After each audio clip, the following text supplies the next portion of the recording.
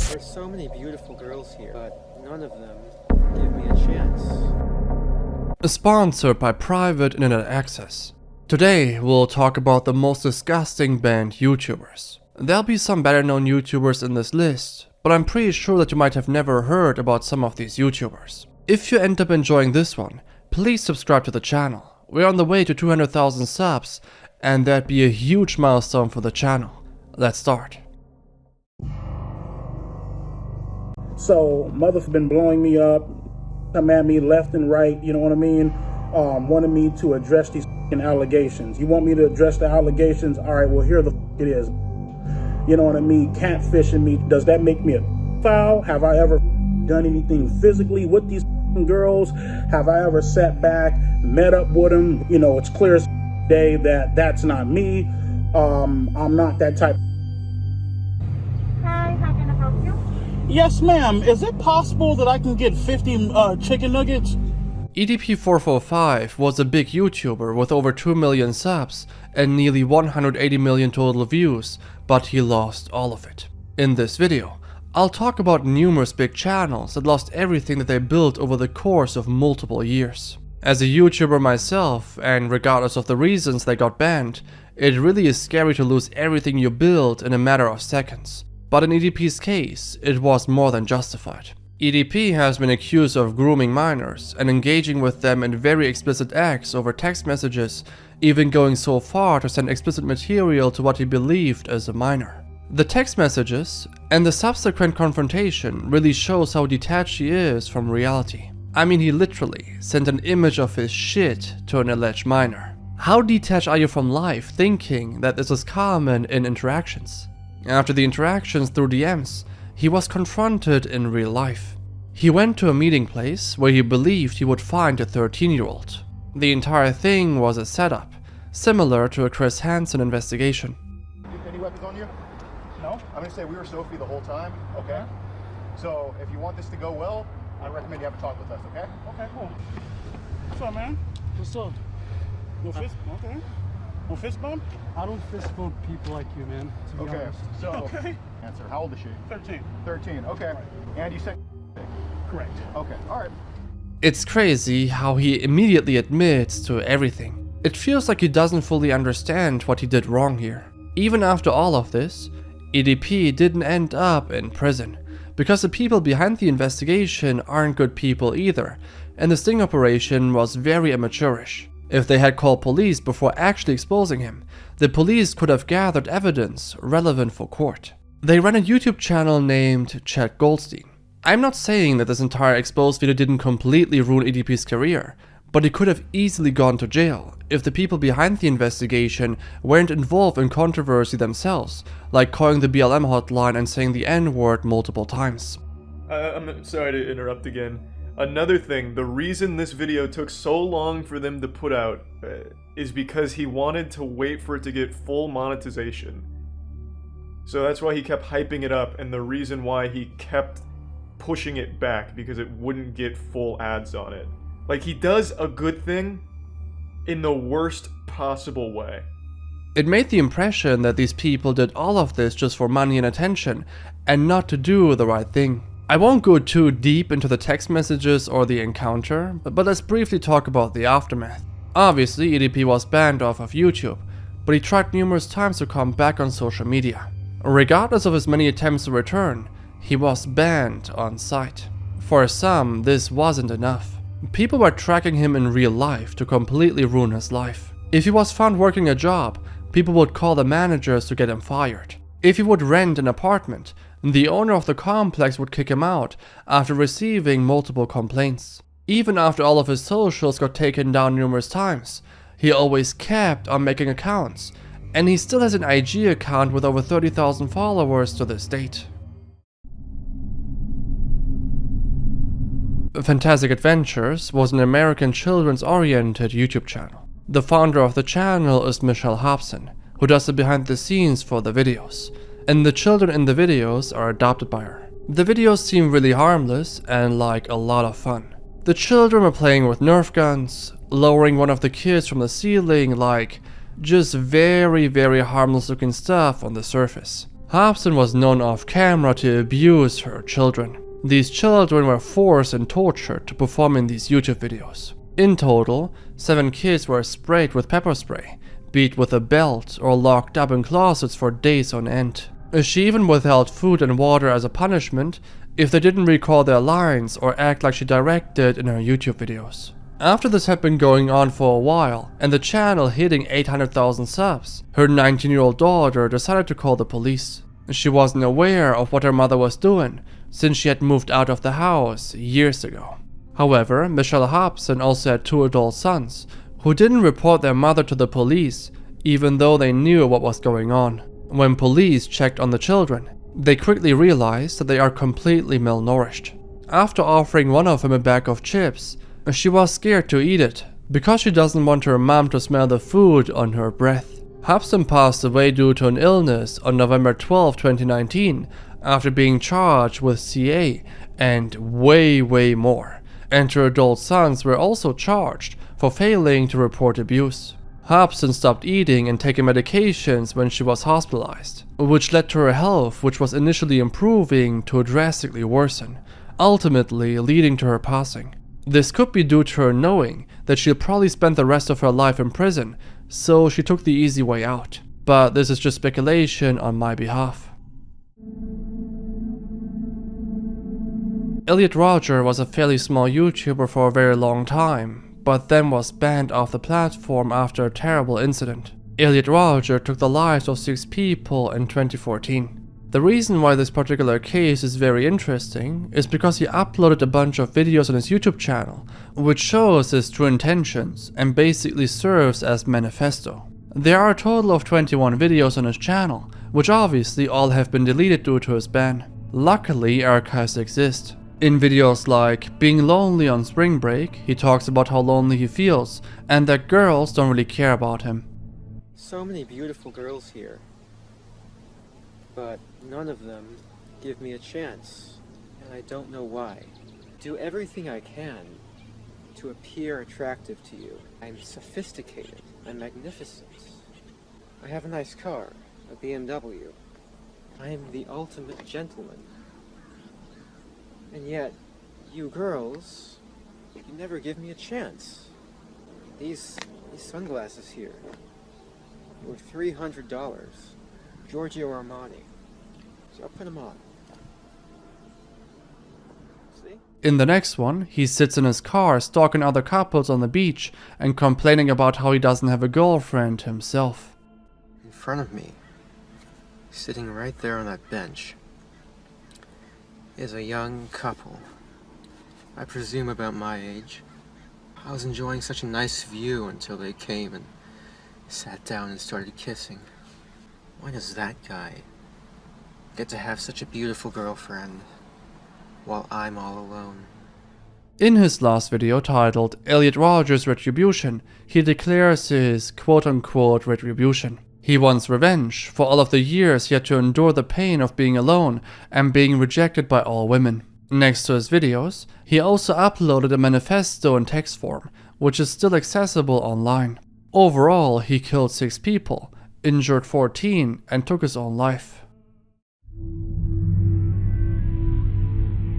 Everybody knows that Google is one of the richest companies in the world. A lot of people think that Google is part of the Illuminati. While I looked into Jaystation for this video, I genuinely had the impression that he was just a massive troll, completely knowing what he does, but he really seems to be the real deal. On the 12th of March 2021, Jaystation was completely banned off of YouTube. Jaystation was mostly known for his 3 AM challenges. He pretty much just waits until a celebrity dies, and literally the next day, he makes a 3 AM challenge video with a Ouija board, trying to get a spiritual message from the celebrity. He has done it to Mac Miller and XXXTentacion. I mean, just imagine seeing this as their family members. However, he received a lot of backlash after his Etika video. You might be familiar with Etika and his circumstances. He was a live streamer, extremely entertaining, and had a huge and very loyal fanbase. But after his passing, guess who made another 3 AM challenge video literally a day after the news? This time though, the hate was so enormous that he even had to change the title of the video from Etika Ouija board challenge at 3 AM gone wrong to I'm sorry for what I did, RIP Etika. As crazy as all of this is, in this same video where he milked Etika's death for views, he worries that people will make 3 AM Ouija board videos on him to mock him for making them on celebrities. I'm not even kidding, here's a clip. I don't want people to make YouTube videos about me. Literally, I thought I was about to die. And in my brain, I thought about, man, are people gonna think this is a joke? What are they gonna do, man? I thought I was legit about to die. And I'm like, man, they better not do no freaking Ouija board about me, bruh. That really had me thinking, bruh, about everything I did, about those videos I made, doing the Ouija board. So while Jaystation didn't do the 3 AM challenge in his video, he obviously used it as a clickbait to garner views, and it completely backfired. While all of this is pretty scummy, it doesn't really get better. He made another video, this time claiming that his girlfriend passed away, but she actually didn't. Anyway, here he just sits in front of the camera and his acting is really top notch. Last night we lost Alexia.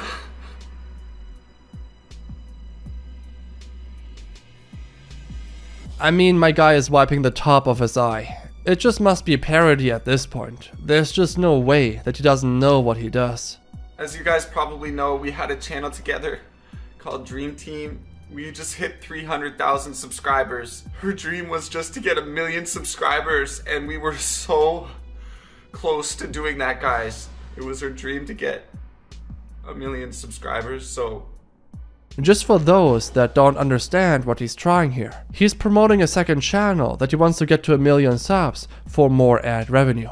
He says that this was his girlfriend's last wish, incentivizing people to go over and subscribe to it. I just don't really understand why he's using such dirty tactics to garner more and more views and subs. I mean, he was doing pretty well for himself, even though the content was quite controversial already. But why go to such length when you are already making millions? I just don't get it. He even created a fake grave and stuff for his girlfriend, saying that she was hit in a car accident. I took this picture of Alexia in my house. Look at her. She was always so happy. And again, he asked people to sub to his other channel. Thank you guys so much for all your support, especially on mine and Alexia's channel, Dream Team. She just wanted to get 1 million subscribers. We were working so hard. Link's gonna be in the description, guys. I know she would have wanted it. So he used her alleged passing so many times now to get subs on the other channel, but this guy is just unstoppable. He made yet another video about her. What's poppin', guys? Back with another 3 AM challenge. As you guys know, my girlfriend Alexia just passed away in a tragic accident, guys. This is one of many clips that somewhat convinced me that he's just a troll. Let's smash the like button right now, guys. 1 like equals 1 prayer for Alexia, guys. Rest in peace. I mean, this is a common meme, and I really think that he's trolling here, but no idea, honestly. Anyway, the video itself isn't too interesting. The video consists of a lot of faked and staged moments, very similar to his other videos. After a while though, Muda from Some Ordinary Gamers made a video calling the Toronto police to ask if Jaystation's girlfriend really passed away. In Toronto, nobody by that name specifically has suffered any form of death, right? No. I have an Alexia, but there's no death in that. After debunking this, a normal YouTuber would pretty much lose his career, but since Jaystation's audience mostly consists of children, the backlash did nothing, except to boost his career even further. Jaystation has honestly so much material, I could literally just spend an hour going through all of it, but let's get to the final part. After Jaystation had been charged for trespassing numerous times for his 24-hour challenges, where he would go to properties and stay there for an entire day, the police contacted YouTube, which led to the demonetization of Jaystation's channel. He tried evading this decision by creating other channels, but those were also demonetized. After having a dispute with his girlfriend, he pretty much also lost the last channel where he was able to earn money. I have to post on this channel, whether me or Alexia both built it or not. This is the only thing I have. If you hate me or you don't hate me, or if you hate what I did before, man, I already learned my lesson. Just let me live, man. I'm a human being. I'm sitting in my car right now. I just broke up with my girlfriend. I have feelings, bro. I'm sad, man. I'm actually sad. I think this is like the first video I saw from him where he really seems to be genuine and doesn't put up a character. I guess as a last, very desperate attempt, he renamed the channel to 666, but it was quickly terminated, along with every other channel he ever owned, since getting one channel banned means that you can no longer own a YouTube channel. So what's the current information? Well, according to him, he's now in the real estate business, trying to reach $1 billion. He attempted numerous times to come back to YouTube, but this time with house renovation videos, but failed so far. Let's quickly hear a word from today's sponsor, Private Internet Access. Private Internet Access is the world's most transparent VPN provider, since it's 100% open source and their code is public. They never record or store user data, and their no-log policy has been proven multiple times in court. Because it changes your IP address and reroutes your internet traffic through an encrypted tunnel, it hides your online activity from your ISP, network administrator, and government censors. Also, they just launched a new feature. The VPN now has 50 servers in 50 US states. This is necessary to access local websites which are blocked outside of state borders. For instance, you'll be able to avoid sporting event blackouts if your state's local network opts out of the rights to televise the game. It also works with all major streaming services, so you have unrestricted access to all of your favorite content anywhere in the world. Plus, it's one of the few VPNs that fully supports P2P file sharing and torrenting. Currently, they are running a huge sale right now, and if you click on my link in the description below, you'll get an 82% discount, which are roughly $2 per month, and you even get 4 months completely for free on top. And even if you are dissatisfied with the VPN, they have a 30-day money-back guarantee. This is a very good offer, and I highly recommend to at least try it out.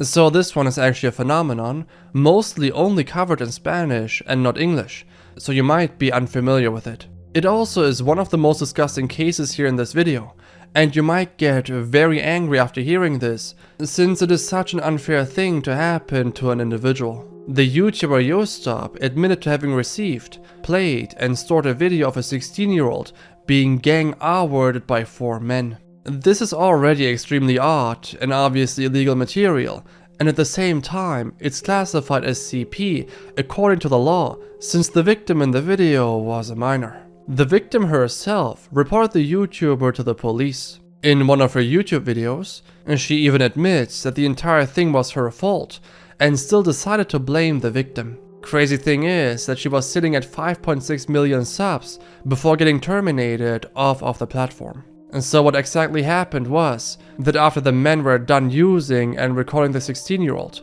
they published the video to social media. YosStoP then discussed the recording and insulted the victim during a video released to her millions of followers. From there, the incriminating video obviously picked up a momentum and was shared all over explicit websites. And due to the video that YosStoP made, there even was a harassment campaign against the victim, resulting in her getting beaten up in real life by a group of girls. This was also filmed and shared on social media, as YosStoP was getting accused of being responsible for all of this, and she just claimed that she had no involvement in this whatsoever, and that it had nothing to do with her.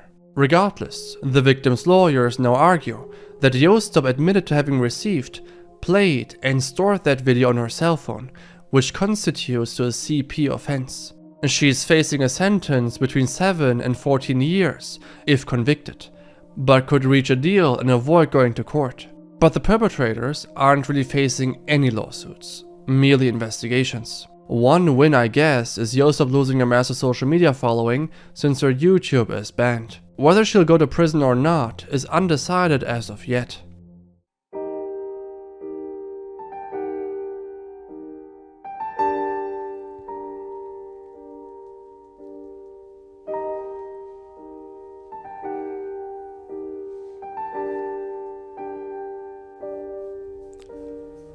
Hi, I'm Technoblade's dad.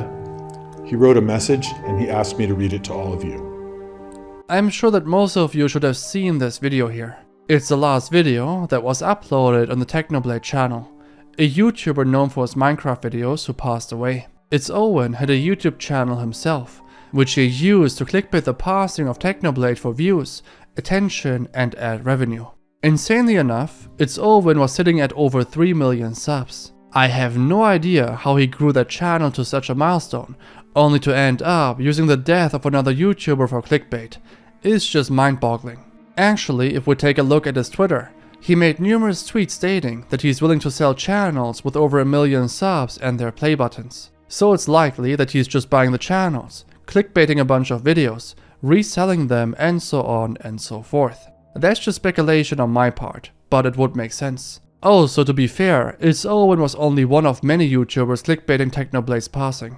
There were numerous other channels also doing it. But one video clickbaiting Technoblade wasn't enough. These channels would upload 10 or 20 videos to fully milk his passing. After getting called out by bigger channels like Critical, his channel was terminated and he was begging for it to be reinstated on Twitter.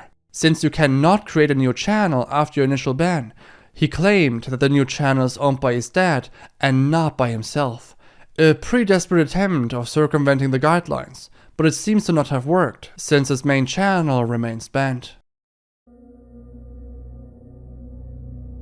Kamerzysta was a former Polish YouTuber and made mostly vlogs on his channel. In 2021, he was permanently banned off of YouTube. So what happened? He made a challenge video where he and his friends were giving another guy ridiculous and hard challenges, like breaking bricks with his head, eating cat litter, swimming in the sewage, or jumping into a garbage bin from the balcony. The video was seen by 500,000 people, and in the video, they claimed that he would do literally anything for money.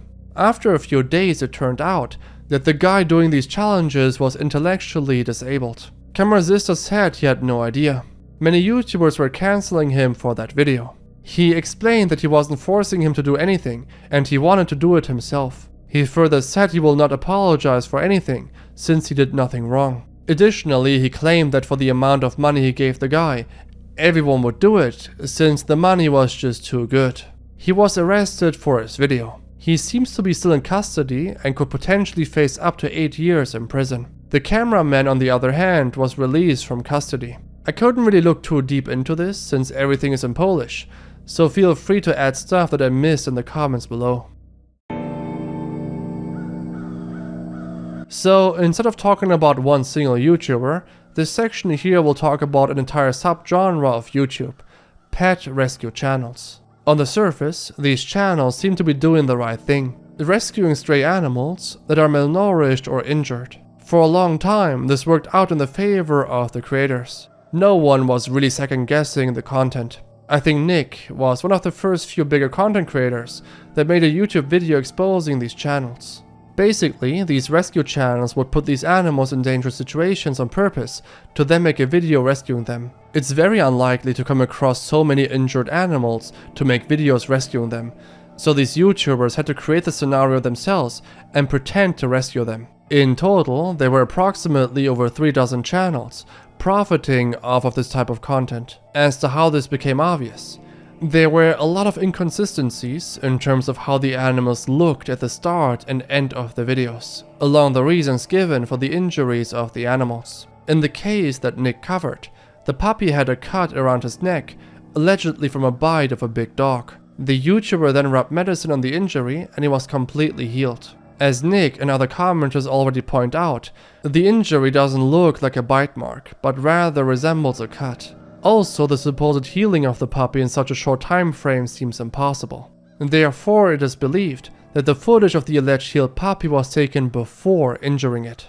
The main problem obviously remained. The channel had a lot of support and was gaining massive traction, which is obviously very profitable and encourages them to continue with that type of content. While the channel got exposed by other YouTubers, there were a multitude of other channels, pretty much with identical content. A staged and fake scenario, where they pretend to rescue animals. From the looks of it, most of these channels seem to be gone for good. 7 Super Girls were a group of 7 girls, ranging from 11 to 18 years old. They were the largest all-girl partner collaboration on YouTube, receiving over 9.5 million subs and 5.6 billion views. The channel was terminated in 2019 due to the founder, Ian Rylett, being jailed on August 17, 2018. He allegedly groomed the teen actresses in the YouTube videos. Due to this being a sensitive subject, I'll obviously not show the videos here that depict these teenagers, but it's really disgusting and disturbing seeing these videos right now with the given context. In court, he took a plea deal and got 90 days in jail and 5 years probation, which is an absolute joke of a sentence. All of his channels were initially demonetized and half a year later fully deleted off of YouTube.